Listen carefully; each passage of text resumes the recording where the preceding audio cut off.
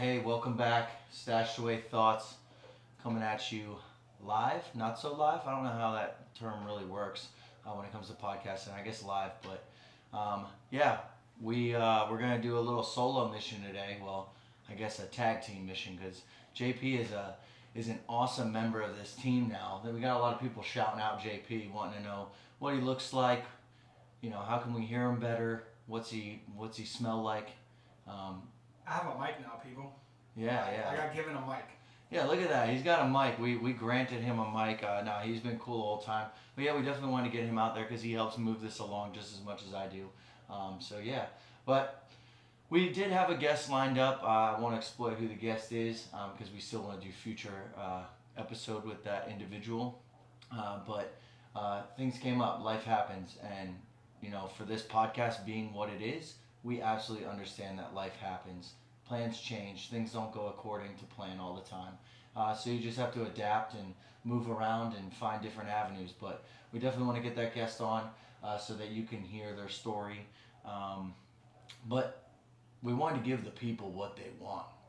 All right, you bought the tickets, right? It's like I don't know, JP. Maybe you know this, but it's like back in the day. If you ever went to like WrestleMania, right? I don't know if you ever did. I never did, but I've seen videos. Absolutely not. I've seen videos of where people get tickets to go to these things, and then there are no shows. Like the Stone Cold Steve Austin doesn't show up, The Rock doesn't show up, Shawn Michaels, and the people don't get exactly what they want. This actually happens often in concerts too. You always hear about how the performer cancels or backs out, or maybe they're sick, maybe they're not. Does that ever happen to you? No, I actually have never been to a concert at all. Shame on you. Yeah, I know, right? And I'm actually like a huge music fan. But I actually saw a story about this. I forgot who it was. It was like some R&B singer, like last week or 2 weeks ago, and she just canceled her show like 15 minutes before it happened. Like you're telling me, like there's people in seats and everything. It's like, yeah, dog, I'm not showing up. If you're the performer, are you paying back those individuals?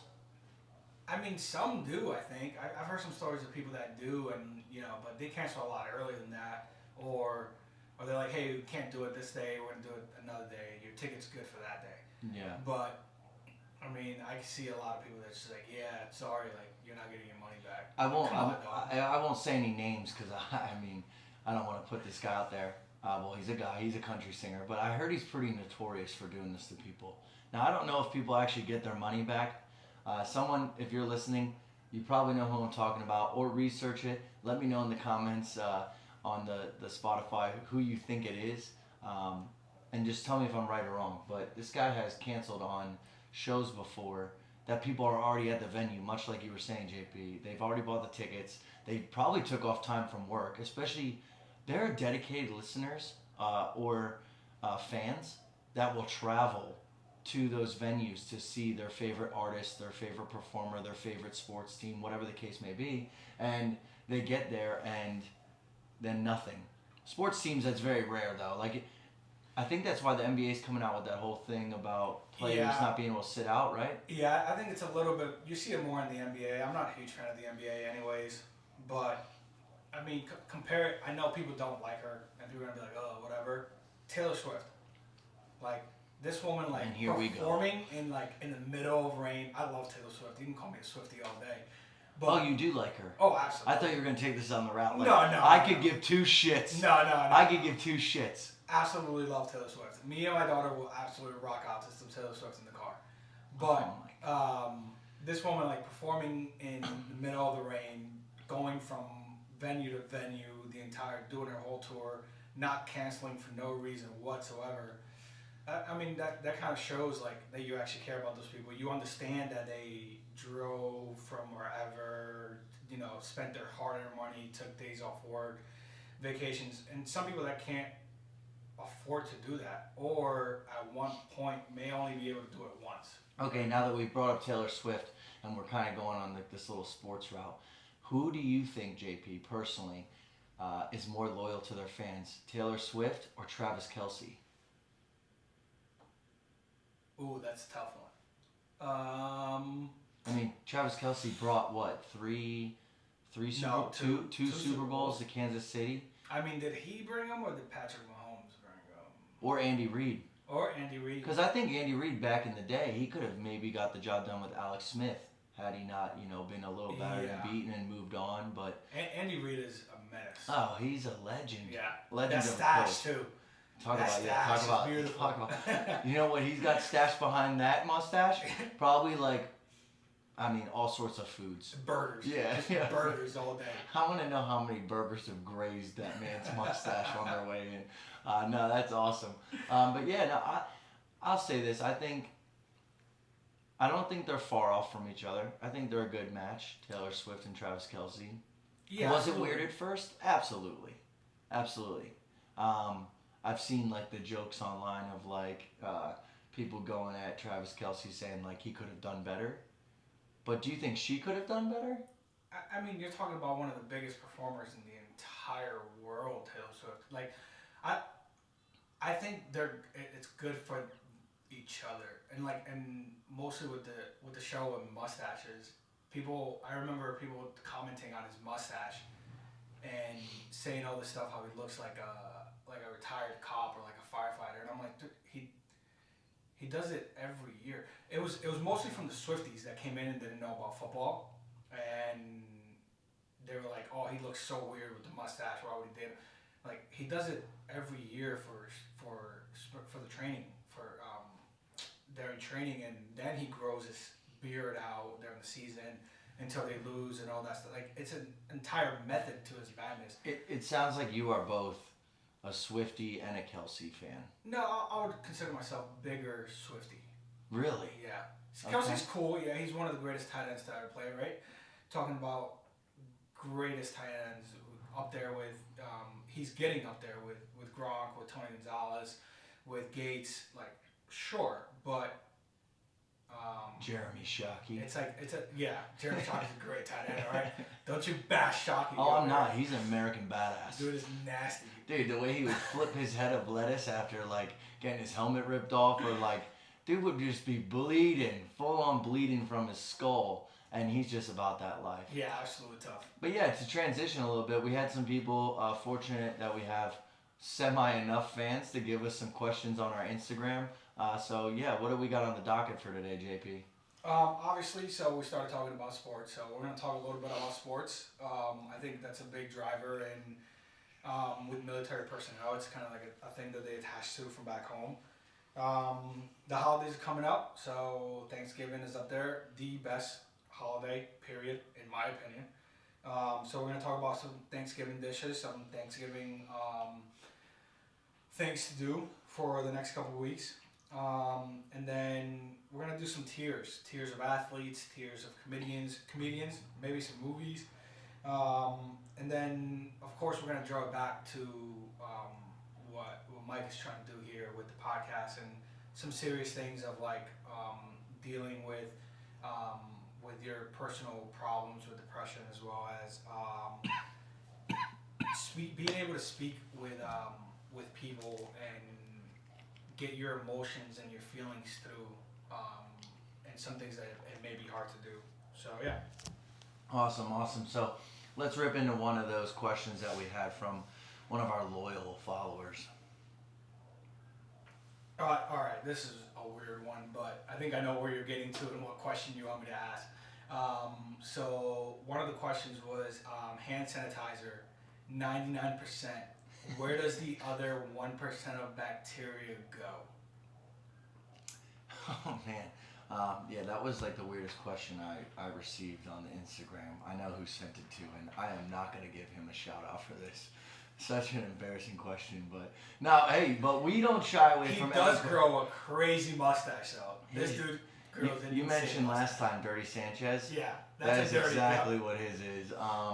No, but we don't shy away from any question here. We want to keep this open to the people because it might be one of your stashed away thoughts, but that's a pretty deep one, pretty vague. I would love if all my marijuana using friends got out here and maybe answer this, because I feel like you've thought about this idea before. So yeah, on most hand sanitizers it says kills 99.9% of germs or bacteria or whatever, right? So then you have that 0.1 left over. To be honest, I don't really know where that goes. I was gonna make a joke and say like, oh, it goes towards like whatever superpower you have, right? Like you have to have that. If you scrubbed all of it off, then maybe it changes you. Maybe it goes towards like your skin color. Maybe that. Like if you scrubbed hand sanitizer too much, like all 100%, you're just not the same on the outside. So you're just saying like I just don't use it enough then? Is that why I'm too It's dark? not. It's not what I was saying. Not even in the slightest. I actually told one of my buddies this, and he brought up kind of like a scientific standpoint where, like, you kind of need the 1% still, because that's what helps build your immune system. If you're not somewhat vulnerable to, like the bacteria that float around or the germs that you can get, then your body's not going to know how to handle it when that time comes. I don't know if 1% adds up enough over time. If you use hand sanitizer every day for your life, so then that's, 365% chances that that one bacteria is getting in, right? What are the chances that it's all the same bacteria, all the same germs, or it offers the same thing? But even with that, maybe I don't know where I'm really going with this idea, but I would like to say the 1% is needed. Maybe that's why they didn't include it. Yeah, I think it's just there's no way to kill. I mean, that's kind of like becoming sterile. And at some point in your, I guess in your body, you just need that bacteria to be able to fight off other things. Not all bacteria that's in your body is obviously bad. I think it just kind of makes sense. You can kind of see it with those people that are like super germaphobes and like there's no bacteria at all and all those things. They get sicker quicker. They can't battle. Sicker, quicker. Yeah, that kind of sounds weird, right? Dropping a mixtape for us or what? But they also like a common cold. It hits them a lot harder. There's there's nothing harder than a man common cold. That is the hardest thing you can go through. We also think back to when COVID first kicked off. Hand sanitizer was off the shelves at the cyclic rate. I think people were buying hand sanitizer for every member of their family to take wherever they go if they were leaving their house. So, just think about that, how much people put faith in something like hand sanitizer. I know that personally, like in my house, we have one in the bathroom, right? But we have to also tell our kids, like, no, you're still washing your hands, and then you can use hand sanitizer after. Like, hand sanitizer isn't the quick fix. However, though, I know plenty of people that go everywhere with hand sanitizer. They have like the little ones that are strapped to like their purse or their merce, their man purse, or their backpack or whatever. But no, I think so. To answer that question for that individual with the horrible dirty Sanchez, we're gonna go ahead and I think I would summarize it by saying that 1% is needed. So maybe that's why it's not included. That's where the 1% goes. It goes to building your body better. Yeah. I think we'll take that as an answer. All right. Talking about sports, top 3 athletes of all time. All time. This absolutely either kills friendships, or just debates or devolves into like the worst conversations ever. Well, I think me and you could handle it, JP. Like, we'll pick a sport, and then we'll say who's the best at that sport. Yeah, so that's the thing. So are we heading into just overall every single sport, or because if you're talking, let's say like 4 major sports in the United States, and then rank those. All right, so we got NFL, NBA, MLB, and NHL. NHL, yeah. So we'll start with NHL, just to get it out the way, because I think first and foremost, to be in the NHL and to be even recognized in that discussion as possibly one of the greatest of all times. And there's still more to come from a lot of these guys that are up and coming. But to be in that discussion period, I think that takes more than any of the other sports. Maybe that's my absolute personal opinion.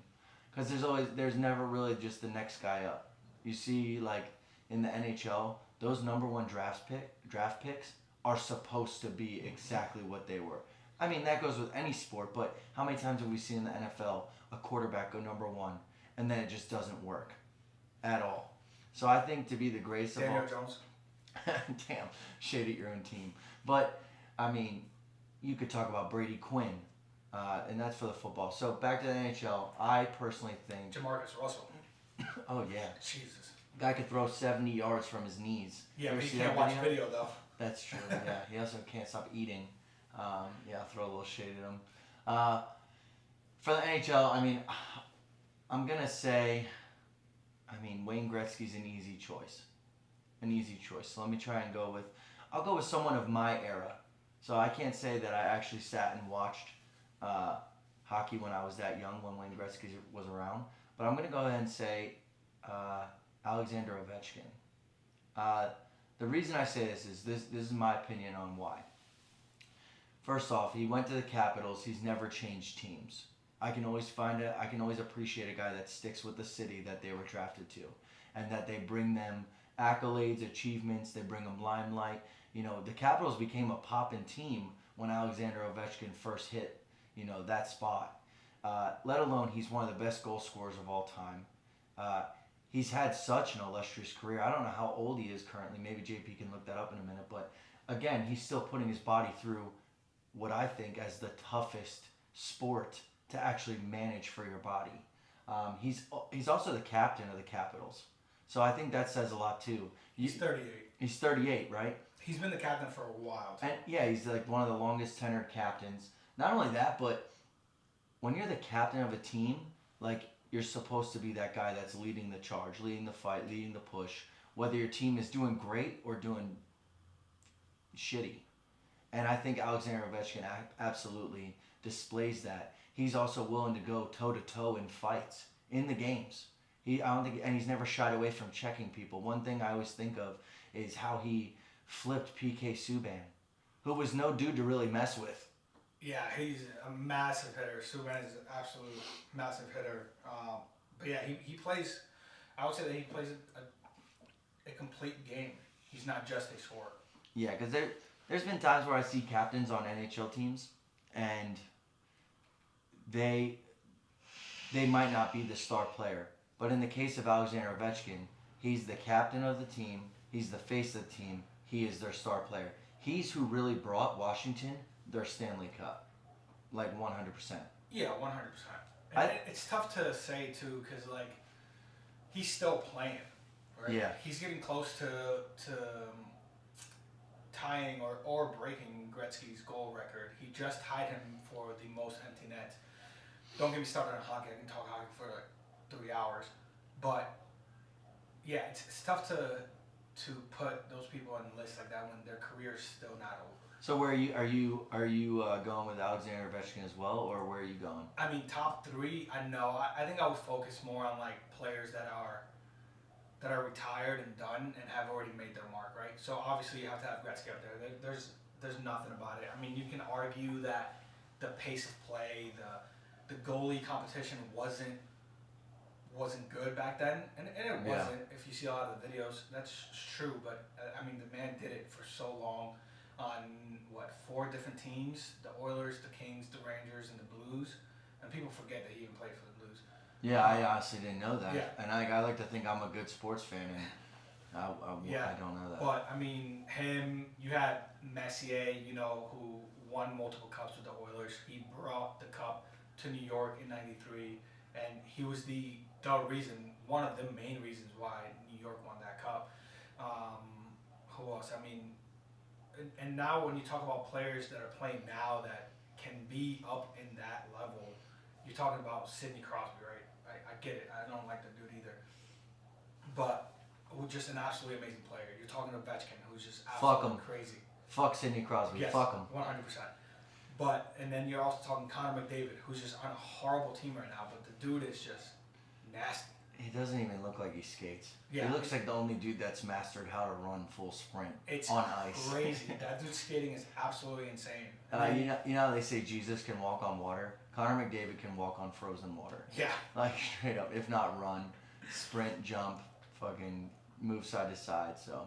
Yeah, and retired players, you're talking, Bobby Orr, you're talking Gordie Howe, you're talking Mario Lemieux, you're talking Guy Lafleur, like just a lot of older players that maybe hockey fans now don't even know because they've never like dove back and watched those guys play. But total different game. It's tough to judge.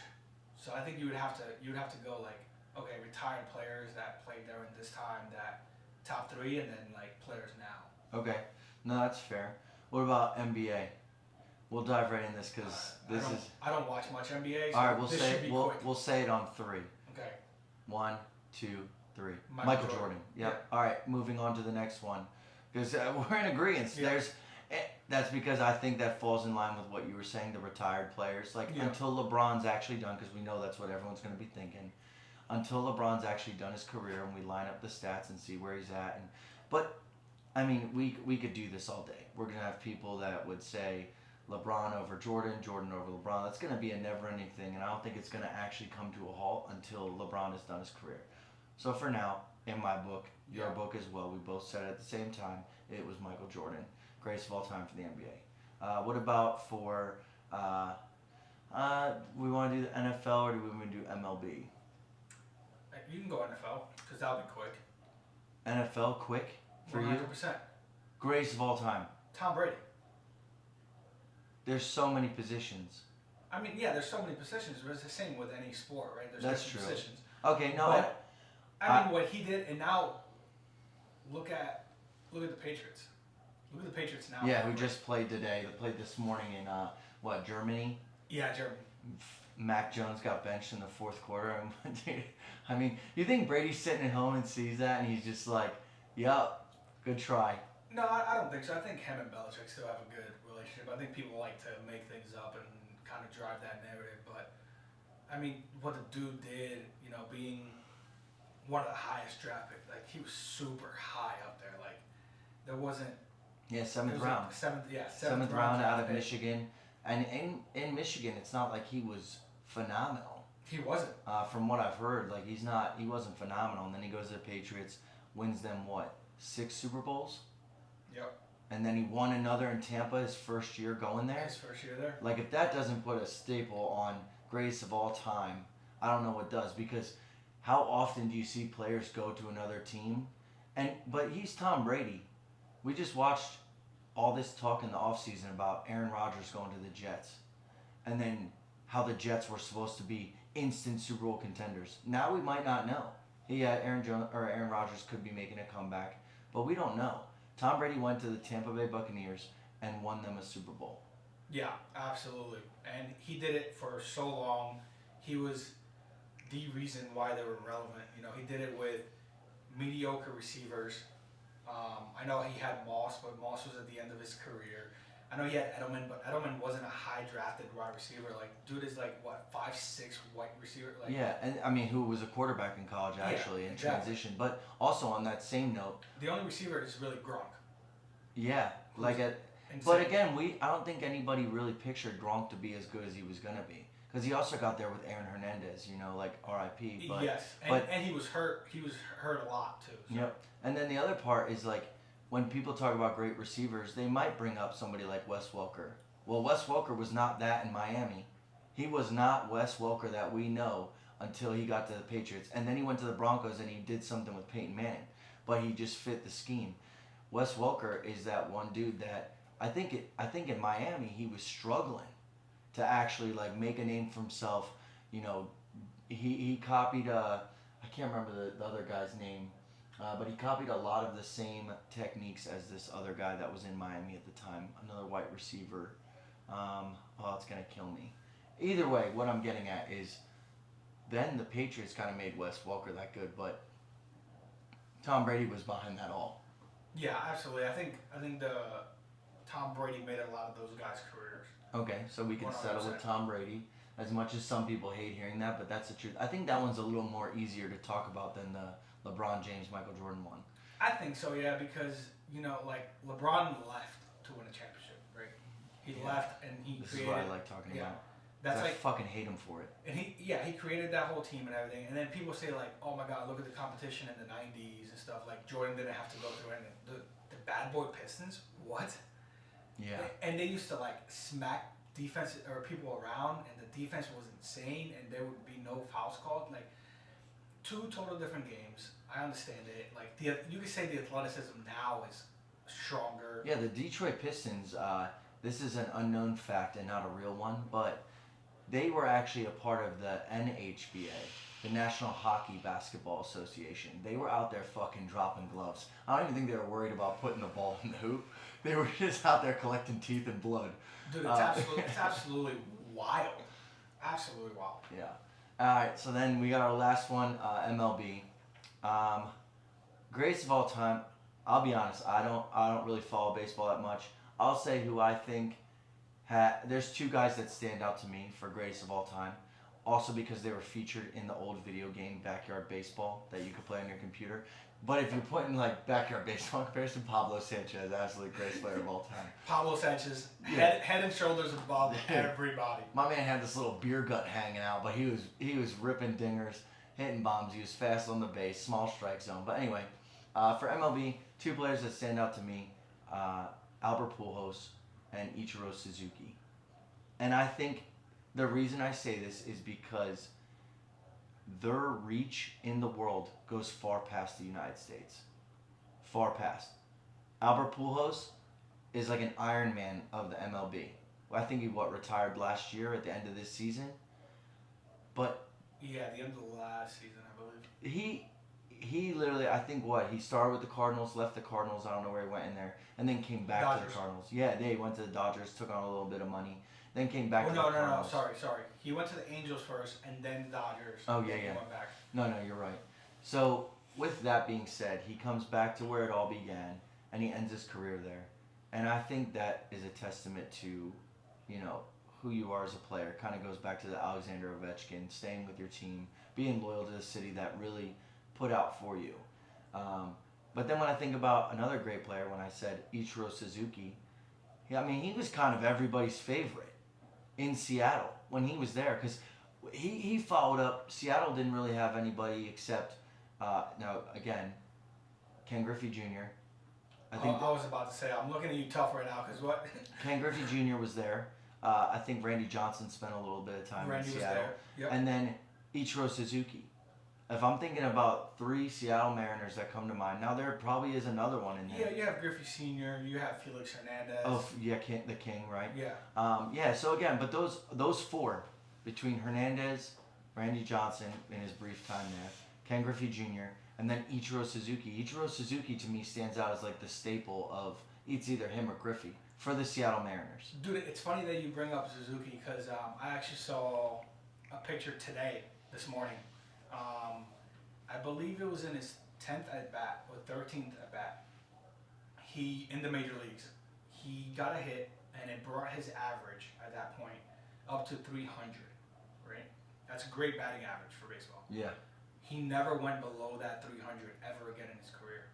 So he has a above 300 batting average in his career. That's wild. That is insane. And out of all the talented pitchers he's seen, like through, because that was he was going through major steroid era. So you're talking about Roger Clemens. You're talking about all those amazing pitchers.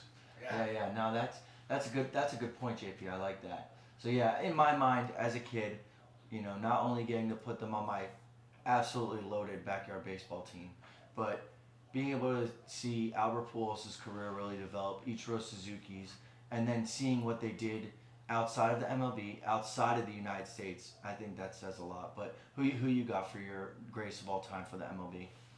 I mean, it's kind of tough, because a lot of people just go straight to Babe Ruth, but I mean, he was kind of just hitting against farmers back then. Like, it wasn't really a professional sport like that. Then you can start talking about Lou Gehrig, Yogi Berra, and things like that. I think baseball is tougher because you have a lot more players to pick from. It's obviously an older sport. It's called America's pastime, but it's tough. I don't think there's anybody really that I can put like head and shoulders above everybody else. That's fair enough. About Hank Aaron, Willie Mays, and I get it. You can start talking about like the steroid stuff with Roger Clemens. You can start talking about the steroid stuff with Barry Bonds and Mark McGwire, and Sammy Sosa as well. But you still have to go out there and hit the ball. You know what I mean? Yeah. That's one of the hardest things to do. Would you possibly throw Derek Jeter in there? I don't know. That's kind of tough. He was a different player. I think to have a nickname like the Captain, I mean, yeah. and everybody knows when you tip your cap. And I get it. I got goosebumps right now. And I'm a major Yankee fan. I'm a massive Yankee fan. I absolutely love Jeter and everything. But those teams are stacked.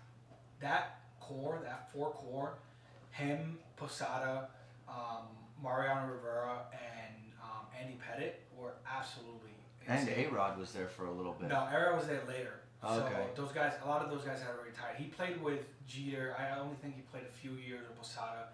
But one name from that stack that people always forget is Bernie Williams, who was a absolute monster in the playoffs and kind of carried them through the playoffs. But yeah, I don't think I would. He was an absolutely amazing player. Yes, he's the captain. He's up there with one of the best captains in Yankee baseball. Yes, he has 5 rings, but it wasn't just him. It wasn't just him at all. So I mean, Okay. Mo is easily hands down the best closer in the game. The closer in the game. Yeah, Mariano Rivera. Mariano yeah. Rivera easily. No, I agree. I agree to that. All right, moving on. What else we got on the docket for today as you sip your coffee? All right, can't go without coffee. So, all right, so we're doing top tiers. So, one of the questions is tier of comedians. Tier of comedians. Man, I can't really say that I knew a ton of comedians. To be honest, I know a lot of like famous comedy actors started as comedians. People will easily say, had this guy not passed away, Chris Farley was one of the greatest comedians of all time. I mean, you look at 100%. just a movie like Tommy Boy. You know how many times people reenact fat guy in a little coat, like all the time. So I think had he stuck around, we don't know where he would have landed. Another one that I always think is like as a comedic entertainer is Adam Sandler. Every single thing he touches, I think, personally turns to gold. From his comedy movies to his serious ones. I don't know if you've seen the one about him being a talent scout for the 76ers. No, I haven't. I have seen that. Oh, dude, it's so good because there's like some comedy relief throughout the movie, but it's a pretty serious role, I think, for what they display. You know, Adam Sandler's character going through, and I think he does a good job. So, but not to get too carried away into the movie thing. Stand-up comedians right now to me, Shane Gillis. I don't know if you know who he is. Shane Gillis is pretty funny. He's a funny dude. He did like a whole portion of a skit I recently saw about when he addresses like a member of his family being diagnosed with Down syndrome. And I think when you're in the comedy realm, and I hear a lot of like comics, fight for this, you have to be willing to tell the jokes that maybe people aren't really ready to like really get around. Because when you start talking about politics, maybe somebody's medical issues, maybe somebody's gender, race. Yeah, you really start riding a fine line as a comic. So I think most comics get a good idea for what they're doing, but I think he handled the joke about somebody that is diagnosed with Down syndrome pretty well. Another comic that stands out to me is Theo Vaughn, and I've heard some people really like Theo Vaughn, but then they also really don't. Yeah. I think his imagination is incredible. I listen to his podcast all the time, so I think it's pretty. He gets some cool guests on there, but he does a really good job of like balancing it out between real funny. Sometimes he makes comments in there that I'm like, I don't really think that fits, but then he makes it work. Another one that stands out to me is Bobby Lee. Dude, I think that video. So I know who he is. I've never really listened to Theo Vaughn or anything like that, or Shane Gillis, like you stated. But Bobby Lee, I've seen some videos of him. I've seen that video of him when he was telling the story of how he was raped by his uncle. His uncle who has Down syndrome. Yeah, this was on an episode of The Fighter and the Kid. Yeah. With Brandon Schaub and I think his name's Brian Callen. Dude, it's absolutely hilarious. Yeah, because the way he delivers, his delivery is on point. But again, yeah, rough subject to really talk about and bring to an audience, but he does it right off the rip. Bobby Lee is paired up really well with a guy named Andrew Santino. I listen to their I've seen podcast. Santino live. Their podcast called Bad Friends is hilarious. Andrew Santino really knows how to tune Bobby Lee up. He makes multiple jokes about Bobby being Asian, um, and yeah, but I mean, I think Bobby Lee's up there. But again, those are just comedians that I find that are funny, but they're also comedians that I know of. Yeah. So like in today's society, I'm talking Shane Gillis, Theo Vaughn, Bobby Lee. Bobby Lee's been around for a long time though, so he could probably go into some other people's talks that have been watching comedy for a while. But that's where I would put those guys. No, yeah, absolutely. But so when I think of comedy, I would go back to like the stand-up comics that I've seen before, right? So Kevin Hart, you're talking Eddie Murphy. I mean, Eddie Murphy has probably my favorite stand-up of all time, Delirious. It's an absolutely amazing. you could even throw it back to Dane Cook.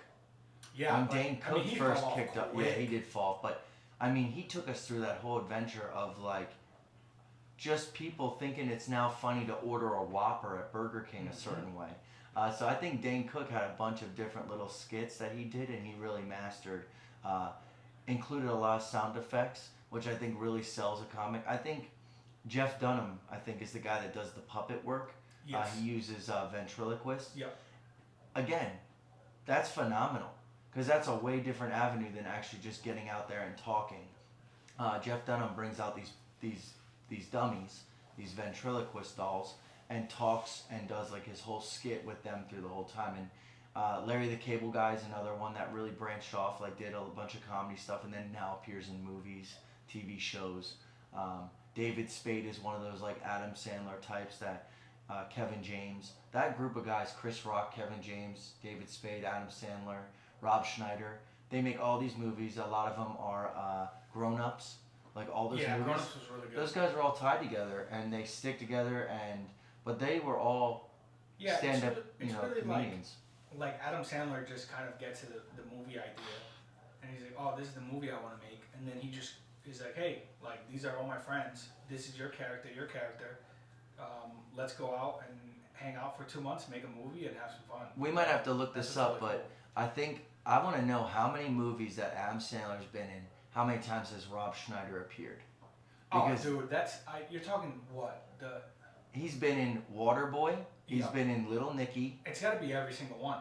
Yeah, but then when you start talking these serious films, does he start making like smaller roles? But that is like the one guy that always stands out, and he always brings like a couple of those guys from those movies, like in his Billy Madison days, in his Happy Gilmore days, where he brings a lot of these same characters back to life. But yeah, I would love to know how many times Rob Schneider has appeared in an Adam Sandler starred movie. So I'm guessing I'm looking it up here. I think it's 15 times. Yep, 15 times. All the way from The Waterboy was the first one, Nice. and the last one was Jack and Jill. Oh yeah, yeah. And I think that's really cool about Adam Sandler. How you said he ties in a lot of those guys, but I think that goes with loyalty. He's like, hey, I got you a job. I've got this movie idea, whether you like it or not. I've got you for a role, and we're gonna kick it. But yeah, so I think that's kind of where I stand personally with comics. I'm looking at today's ones that really interest me: Shane Gillis, Theo Vaughn, Bobby Lee, Andrew Santino. A lot of these guys are pretty funny to me, and I can enjoy just listening to them. What else we got? What other questions? Well, we can't go forward without mentioning Dave Chappelle. Oh, think he's yeah. my absolute goat. Wow. There's not many people that are on his level. I think You could even go to Key and Peele. Yeah, Those two. Those two are funny. Because when you talk about Dave Chappelle, he came out with Chappelle's Show. The Chappelle Show is absolutely on Comedy amazing. Central, Yeah. I think. Every single one of his stand-ups are Oh my awesome. gosh. And he kind of has like a look about him. I don't know how to describe it, but his mannerisms when he's on stage and the way he looks at the crowd is pretty. It's pretty impactful. It's good because he doesn't give a fuck. Yeah. Like, with for lack of better words, like that is it. He does not care what you think about him. He does not care what you say. His stand-up will go out there, and it's exactly his thoughts, exactly a lot of people's thoughts, but they just don't want to say it. And he does them in a funny manner. He's just a funny guy. All right. No, I can agree to that. All right, moving on. Let's rank Thanksgiving dishes. Thanksgiving dishes. Anybody that knows me knows I love food. Thanksgiving dishes. So we're talking about just the sides. So we're sides. So no meats, no turkey. Yeah, because everybody does those different. And no chickens, no ham, none of that. So I'm saying with a side, like if I'm going to Thanksgiving, and they're like, hey, you gotta bring something. Actually, I probably wouldn't pick to bring the best dish because I'm counting on somebody else to make it. But for my own personal favorite dish, I'm going with coleslaw. I know that you don't think it's not a Thanksgiving side dish, but it's always there. I have never had coleslaw. It's like the one in your realm. It's like the friend that's a part of your friend group. You don't know how he got there, but he's there, and he does make things usually better. So that's coleslaw on Thanksgiving. And I love coleslaw. So I 100%. If you bring coleslaw to my Thanksgiving dinner, I will 100% accept it. Now I know to make coleslaw, you've got obviously the slaw itself, and then you're using mayo, vinegar, salt, and sugar. How do you like your slaw? You going sweet? You going tangy? What are we talking? No, it has to be a good combination of tangy and sweet. See, I'm a tangy guy. The more vinegar, I'm in. Yeah, 100%. That has to outweigh the sugar. The vinegar and salt to me on coleslaw, because then I'm throwing that on top of the turkey as well, and I'm getting right to it. If I had to pick another dish, and then I'll let you rip yours. Stop! Don't say it. I'm gonna say it. Don't say it. It's green bean casserole. God, that's trash. The reason I say it is because that's a make or break in my mind for Thanksgiving dishes. If you're the person that has to bring, first off, you go online right now, and you look up green bean casserole recipe. I guarantee there's like 1,000 and some odd different ones. I've seen some that include bacon, some that include like onion. Oh my god! But no, the crunchy layer on top with the cream of mushroom, bro, sold. No, absolutely. I get my own plate for just green bean casserole. And I do. Then the thing is, right? My wife absolutely loves green bean casserole too, and her entire family does. They always have it on the kitchen table. Like every Thanksgiving, we will have it there. Do they bring multiple ones? No, I'm pretty sure that she usually made it, but I don't think she likes making it. I'm pretty sure her grandma's the one making it this year because we're having Thanksgiving at our house this year. So her family's coming out. Hats off to you. I mean, dog, I cook. Come on now. Yeah, but okay. All right. Well, now I would never cook green bean casserole though. It's just a thing that. I would like for people to take a vote on this. Who thinks JP we need should to put make? A poll. Yeah, who thinks JP should make green bean casserole this year? Like no, I'm not making it. No, like he makes it. He makes it. Not happening. And we want video proof. Absolutely not happening. All right, JP. So what's your dish? I mean, easily mac and cheese if made correctly, right? See, mac and cheese to me is the one that doesn't belong at Thanksgiving. How? It can go anywhere, kind of like. But coleslaw is like a state. Okay. Coleslaw's not a staple Thanksgiving dinner, dog. It is. It's a part. Not. It's a part of it. It's not. If somebody didn't bring mac and cheese, I wouldn't even fucking notice. Dude, are you kidding me? A good baked mac and cheese absolutely belongs in every single. What cheese are you using? I'm using an actual block of cheese. You don't go with the quick Velveeta? No, and I'm shredding that cheese. And then I'm using like 3 or 4 different cheeses. I'm using cheddar, sharp and mild cheddar, and then probably using Gruyere, and then probably using. Oh, we fancy, huh? Probably some Parmesan or Okay. mozzarella. Fair enough. So JP's is mac and cheese. Let us know. Well, your daughter, when I came in, your daughter said mashed potatoes. What about mashed potatoes? But that's a staple to a holiday. Yeah. That is. But it's like a mashed potatoes is the blank canvas, right? Black. Watch out. Almost messed Watch up. out. Watch out. It's like the blank canvas, right? So like, because everything else comes around it and makes the painting. That is my way of thinking about it. But you could throw anything with. Yeah, I guess you're right. Because you could throw anything with the mac and cheese. I'm heavy on the gravy. Heavy on the gravy when it comes to mashed potatoes. Meh. Brown gravy, heavy on it. But anyway, before everybody starts getting their stomachs all riled up, Yeah, thinking right. all this Dude, food. I'm ready for Thanksgiving. Bro. Dude, honestly, yeah, I'm so excited. I love So Thanksgiving. ready. I'm going to Boston for Thanksgiving. Oh, nice. Well, yeah. You said you're obviously staying in the area because you're doing it at your Yeah, house. we're doing it at our house. My wife's mom is coming down, and we're doing everything. And then her grandparents live with us right now, so they're already here. But what do you? All right, so another way of doing this Thanksgiving thing. How do you prepare your turkey? Oh, I don't do that. You're talking to the absolute wrong individual. I'm the guy that's invited to Thanksgivings. Okay, that's I'm fine. not the one but hosting. But what's the best? What's the best turkey? I have no idea. A roasted turkey or The best turkey is one that I can fucking eat. No, absolutely not. It's a deep fried turkey. Okay. That is the only way to make turkey for Thanksgiving. I was actually going to ask you a question since you said you were hosting family. Throughout all of your holidays, right? Because I have one. Throughout all the holidays, so not just Thanksgiving, is there any weird tradition that your wife's family brought on to you that you're like, I never did that during my holiday, but now I do? I'll give you an example of mine. So, I'll try to keep it down because my kids are upstairs. But for Christmas, my wife's dad used to go downstairs before everybody else, and then they would all sit on the stairs, and he'd tell them that they could come down. To me, I never did that. Mine was like I woke up, I would just go see the presents, go get my mom, and it was a thing. My mom wasn't waking up early to fucking, see what's going on. Another one too is my wife's dad used to start making Thanksgiving at 4 in the fucking morning. Oh, 100%. This year I'm starting. You know how many times I've come home drunk from the Thanksgiving Eve, like hitting the bars? Dude, I've got an awesome story for that. I'll save it for another time. But yeah, I walked in, her dad was like standing there with an apron on, and he saw me, and I was all twisted up. But it's a funny story. But yeah, but the reason I bring that up is because it made me think about how when you're getting married and you're trying to balance things out between you and your spouse over how you celebrate certain things. Like my wife didn't do Halloween her whole childhood. So I got to be like the lead on that and teach my kids, hey, this is the one night of the year where you get to go out and get candy, you get to be anything you want to be, and nobody can say shit about it, and nobody can judge you for it. I mean, kids nowadays still do that. They're like, oh, why are you, yeah. I'm pretty sure my one daughter, her outfit this year was Sully from Monsters Inc. Oh, nice. And my wife ordered it on Amazon. I think it was from China. The face looked nothing like Sully, dude. She had better luck saying she was Puff the Magic Dragon, dude. This face came in busted.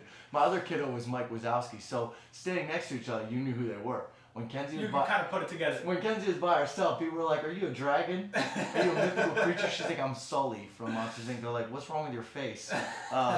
No, so now that we're also talking about, I'll post it on our Instagram so people can just get a good laugh. I have a video of our kids coming down the stairs with this new Christmas tradition. So I'm the dad. I go downstairs, make sure Santa came, see all the presents. My wife comes down, we get our shit together, and then we're like, hey kids, you can come down. Well, my one twin, so I think she was about 3 at the time, came flying down the stairs ready for Christmas, missed the bottom step, and just fucking ate it on the floor. Oh. And we have it on video. Nice. Because we set up a little video to be like, oh, this is going to be cute. And you could see in the video she misses the whole bottom step and goes from second step to face on the ground. Oh my and God. And then we're worried about that, but we're like, all right, get up, it's Christmas. Like, she still wants to focus on the presents, but she also just racked her fucking dome off. That's the what I was bottom about to ask. steps. Like, how long did it take her to be like, you know what, I'm hurt, but it's Christmas and I have so many presents. Video proof will show that she got up, still crying, but then took the time to still look over at the tree. And she was like looking for sympathy, like I just ate I shit, want the attention. but I still want to see what did Santa bring me, and I think I earned it. Yeah. So yeah. So do you have any traditions that your family's brought in or anything there's like that? nothing crazy, but one thing I will say though is obviously being a father now, right? I have a 7-year-old and a 10-month-old. Yep, a 10-month-old, about to be. Can you look that up for me? I'm just kidding. Yeah, I'll look it up. But what's crazy and what I've noticed is that, as a kid, when I would come in, it was all about the presents, right? And then my parents would be in the background drinking some coffee and just hanging out. And I'm like, like, why aren't you excited about the presents that you guys got yourselves or like whatever, right? But now as a parent, I'm starting to see like that is what it's all about. Like that, you do Christmas and everything, but what you want that morning is just to like sit back and watch your kids enjoying that time and that moment and kind of seeing them make a core memory. Yeah, or just being greedy little fucks because you didn't get the right thing. No, 100%. Yeah, right? yeah, because I've lived that's that when life too. That's when everything will get ruined. But that's where it's easy for parents. We have the failsafe to just absolutely blame the fat man with the white beard and the red suit. It's so quick for me. Like if she didn't get what she wanted, I'm just like, Santa, get your shit together. I know who it is. I'm looking at my wife while I say this stuff. But I'm like, Santa, do better. Another funny little story I have about Santa just fucking up a gift. Our one kiddo got a drum set 2 years ago. And my wife, aka Santa, was on Amazon. Didn't even think about what a drum set would look like. Ordered it, it came here. I shit you not, JP, it was maybe 2 feet high. It was like, a little toy dude, it looks just like a real drum set, but it is the smallest one. And our kiddo was 10 at the time, or 9 at the time. Oh. There's no way so that night, that was Christmas Eve that we saw it. I hit up my buddy who lived across the street and was like, hey, I know Colton is 4 years old. Would he like a drum set? 'Cause I got to get this out of the house. Yep. And then we wrote like a little like, hey, Santa's fucking bringing a drum set at a later date. Like, don't worry. Kind of ran out, but I figured you'd be patient enough, or like you're on the nice list. Like, my kiddo was not on the nice list, but she still got the drum set that was actually her size. But yeah, so I just think about how quick it was for me to be like, yeah, Santa fucked up. It's all right. We'll beat his ass if he doesn't figure it out. Yeah. You know? No, a little tradition that we do is, I guess it could be considered a tradition that we have, obviously, we wrap each kid's present in their own wrapping. Oh, my wife does that. Yeah, each kid has a designated wrapping. Yeah, my wife does that. But we also have a Santa wrapping. So they don't think that all the presents come from Santa. It's kind of just to teach our daughters a little bit of like, hey, mom and dad, I actually work hard for this stuff. So you don't just get to mess around with it and break it. Our kids don't know that. Yeah, so it's every gift from in our house is from Santa. Yeah, no, it's kind of like two mouths. So you got some from Santa. Yeah, that's new to me too. And then you got some from. So I got it from my wife because her mom was doing it with her little brothers and all that stuff, and I think her grandma did it with them as well. But I was like, hey, this is a really cool idea. So yeah, I know that a lot of people don't. It's kind of like all kind of like a free for all. No, that's good. That's good. Yeah. No, I think that's good. What else we got? All right, cool. So, let's go a little serious note here with careers. I mean, I guess it touches a little me with, or a little bit with my situation in my career. Lifers in the Marine Corps. Is it something like that is kind of like within you? Is it by the situation? Like, what's your thoughts on it? My thoughts is when I first, go back to when I first joined, I don't know what I wanted. There are some people who get in the Marine Corps and they're like, I'm going to do it the whole time. I'm going to do it. Then there are some that do their first 4 and they're like, yeah, I'm going to get out. Then there's some that are in between both. They do their first 4 and they're like, maybe I'll do another. And then it leads to another and another after that.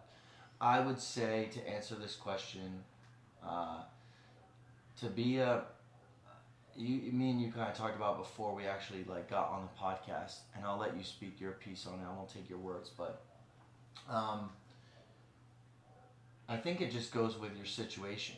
I look at my own, where I'm like 4 kids and a wife. I didn't go to college. I'm doing college while I'm in the Marine Corps. So like in today's society, what do I really have to bring to the table besides a good attitude and a smile and good looks? Let's not forget that. But what do I if you have the good looks. But like, what do I really have to bring to the table immediately to support my family? The Marine Corps has done the best for that thus far. Being in for 12 years now, I don't really see myself getting out of the Marine Corps. But I also didn't see myself doing 20 years. And now I'm past that halfway threshold where it's like, you just got to keep going. You've got 8 years left. Let's just keep going. Let's see what it brings for you. because there is that really good light at the end of the tunnel. People say you do 20 years in the Marine Corps. Uh, I see some people out in town where I wouldn't know that they did 20 years in the Marine Corps. There's none that you don't get a sticker for it that you wear, but there's benefits that do come with it. So I think to be a lifer, I don't think there's a certain personality for it. I think the personality is being able to weigh out what are your goals, what are you providing for. If you're by yourself and you're doing 20 years, that means you love it, in my opinion. That means you love it. If you're doing 20 years and you have a family behind you or people that you have to support, then you're doing it because there's more for them in the end of it than there is for you. So that's what I think it takes to be a lifer. But what you got? Yeah, no, I absolutely 100% agree. You know, and I've been at the highest of highs in my Marine Corps career where like I was like, I'm gonna be in the Marine Corps until the minute that they kick me out. I'm gonna be a sergeant major. I'm gonna be a DI, like all of this stuff. And then I've been at points in my career where it's like, no, like I literally went to TRS.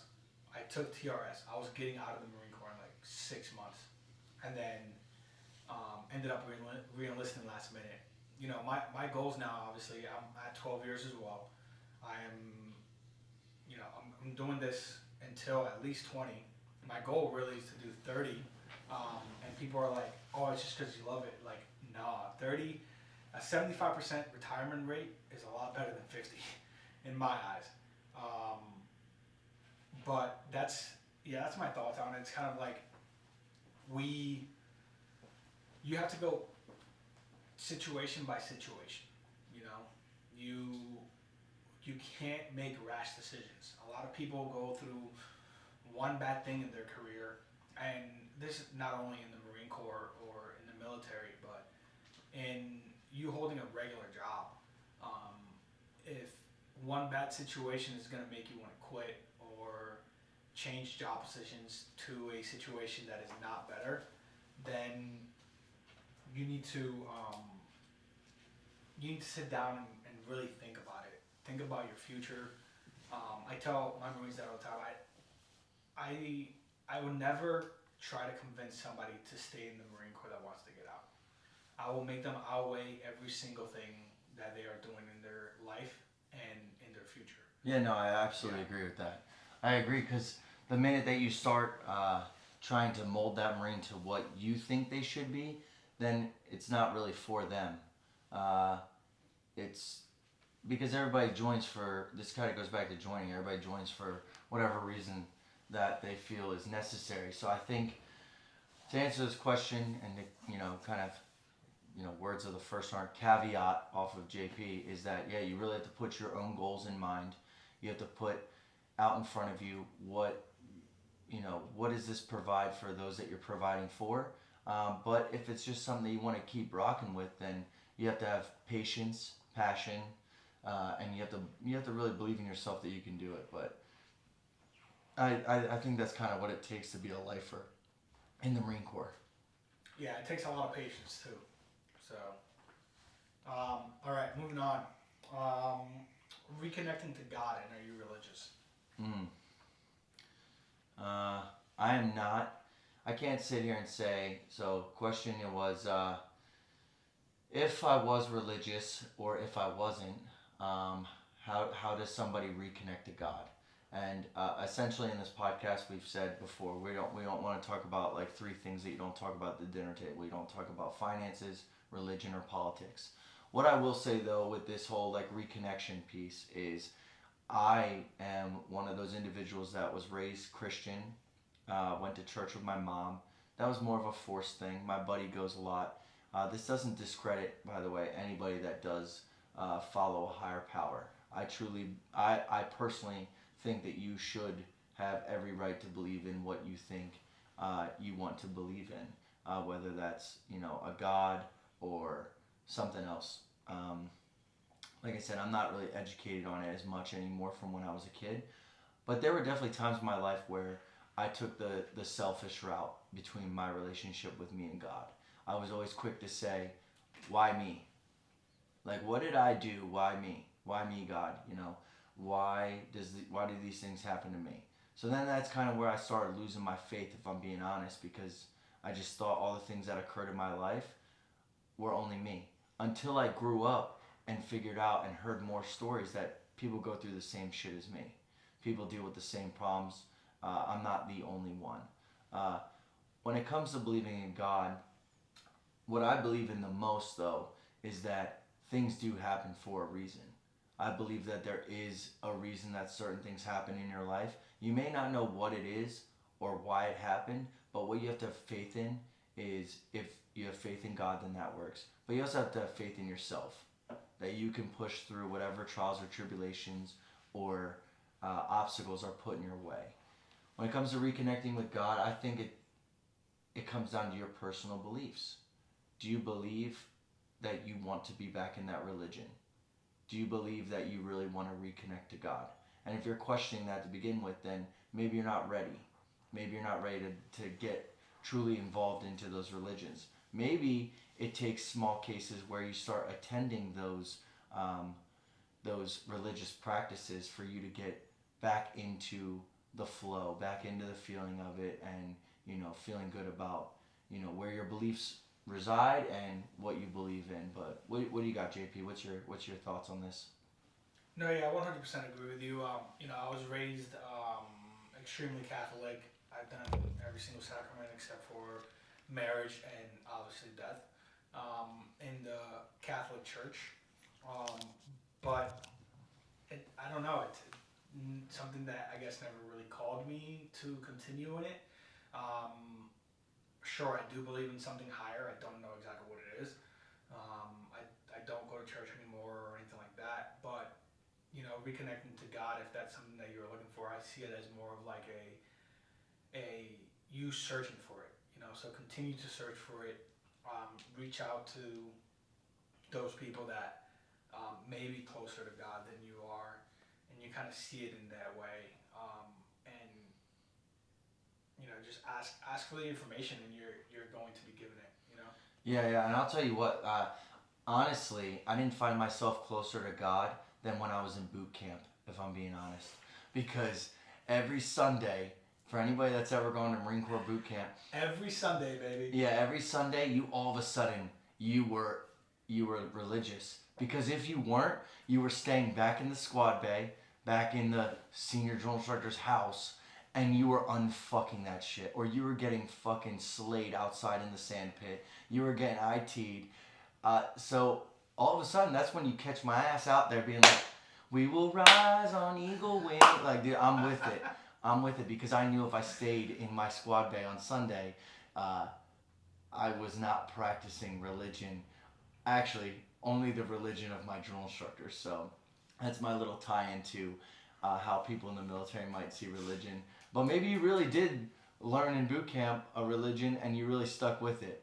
But I can honestly sit here and say, and no bullshit, no filter, that I absolutely connected to God on Sundays when I was at Paris Island, because that was my little bit of freedom. That was my little bit of a time away from Dad. So yeah. Yeah, I think every single Marine that didn't go in super religious or go to church every single Sunday, they went to church every single Sunday they were in boot camp. For 13 weeks straight, every Sunday you were at church right there. It was also an easy way to count down your time at boot camp. Yeah, 100%. You got the Sundays, and you knew Sundays were, because drill instructors would still go to church too if they were believers. So I think that was just like, that was kind of a meaningful end to one of the weeks, then the second week, then the third week, fourth, so on, all the way up to the 13th week, where all of a sudden you're at your last church session. You're like, oh, I graduate next week. Like, this is my last church. So, like, it got me here.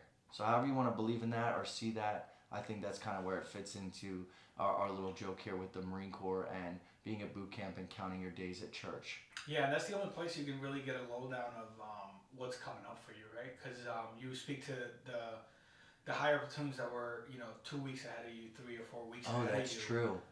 So you'd be sitting there next, like, hey man, like, this is just what we did. What do I have coming up? And they're like, oh dog, you're about to get slayed. Yeah, because I don't know. You're going to the range, you're about to get slayed, dog. Yeah, because I don't know if they still do it or not. I haven't talked to any like drill instructor friends or anything, but yeah, that's a good point, JP, because they would bring it up like, hey, Alpha Company graduates this is their last time in church. Like they would make an announcement for it. Yep. So then you get to see the guys that made it out and they're getting ready to move on. The dudes and dudettes that are ready to go on to the bigger and better Marine Corps. That's a good point. What do we got? Like one more question left, something like that. Yeah. One more. So let's wrap it up. I think this is a good one to end on. Telling someone the hard truth. I mean, that's a hard question as a whole. Telling somebody the hard truth. I think there's different like levels to it, right? Kind of like what Meek Mill says, different levels to this shit. In reference to that, there's a difference. Like if my wife comes downstairs and she's wearing an outfit, and I'm in my head, I'm already like, that shit looks stupid, right? The hard truth for me to tell my wife, who's like, oh my god, I just got these pants, I just got this top, I just got this dress, whatever. For me to tell her the hard truth of like, it looks like dog ass, like that's probably easier because I can smooth that over. Like being a husband and we've been married for X amount of years, and I can sit there and be like, it's not my favorite, but you know, you kill it every time, right? Or I'll be like, damn, I'm still down. Like you look good. When it comes to like harder truths, like I remember trying to express to my brother when I was younger that I thought he had an alcohol problem. I was like 18. And you know how that turned out for me? That turned out him, absolute denial, enraged. He actually, like, it became a huge altercation. He actually ended up picking me up, putting me through a glass table, all over me, just asking him to stop drinking because I thought he had a problem.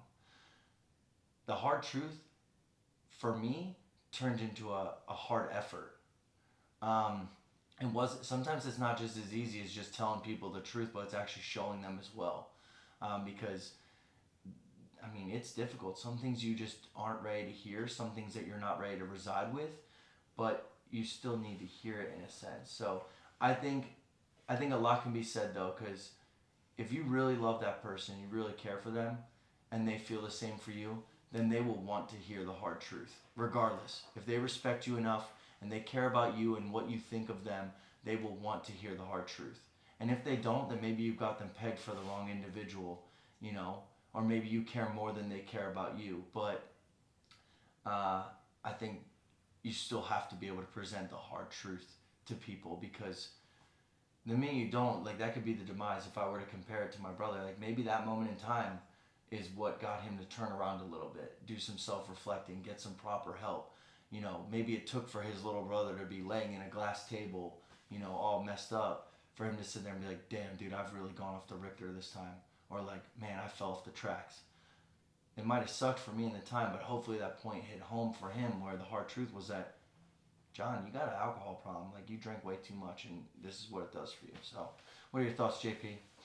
No, yeah, I 100% agree. I obviously do not have any, well, not obviously, but I don't have any, I guess, experience tied into like you did with your brother, which is obviously tough. But it's, you know, if that person, if the love is there, the care for is there for that person, whether it be a family member, a friend, a boyfriend, a girlfriend, a wife, whoever, the care has to be there for them, because you want them to do better, right? Or you want them to become better or do better for their family, whether they have kids, in any situation at all whatsoever. So you have to take it, I guess, upon yourself to at least do something about it, right?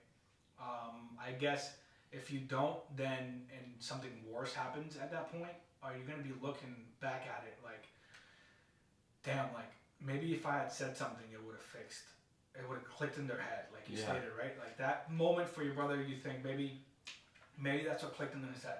Yeah. So it didn't, by the way. But yeah, keep going. Yeah. Well, I'm saying like, not every time is it gonna work, right? But yeah, at least you tried, right? Yep. You can sit here today and tell yourself, you know, I didn't let him down. Like, I tried my best as a person and as a brother to help him. Yeah. To try and change him for the better and show him how much I actually love him as a brother. Yeah. And who knows where mentally you would be if you didn't. Yeah. Maybe that would eat you up inside. Yeah, no, I can definitely agree to that. No, I think that you brought up some good points there, and yeah, no, I think in the end, me and JP can both agree that you still have to do something. It's better for you to say something, whether they're gonna like the answer or love it or hate it. You still have to say something, because that moment, those words, along with the respect and the care and the love that they have for you, that might be what that person needs. Yeah, it sucks. Yeah, it's the hard truth, but it might be worth it in the end. So that's how I pitch that for that answer. Other than that, I don't think we got anything else on the docket for today. Pretty short episode. I don't know how long we've been running at this for. 1 hour, dude. We're pretty prime with this. We've done well with that. Yeah, so for myself and JP, we want to say thank you to those that listened to us. We had another awesome episode here today. We're going to keep doing episodes. We're going to keep having episode or guests on. So please stay tuned for more. This was Stash Away Thoughts. Thanks for stopping on by. Appreciate you.